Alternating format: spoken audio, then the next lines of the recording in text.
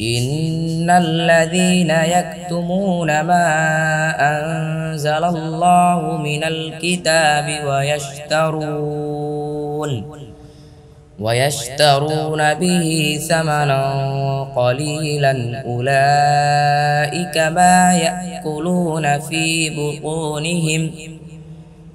بطونهم إلا النار ولا يكلمهم الله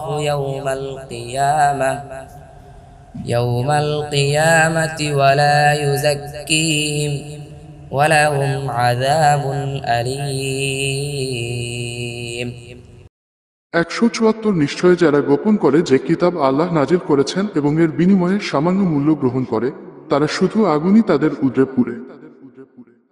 আর আল্লাহ কিয়ামতের দিনে তাদের সাথে কথা বলবেন না, তাদেরকে পরিশুদ্ধ করবেন না, আর তাদের জন্য রয়েছে যন্ত্রণাদায়ক আযাব।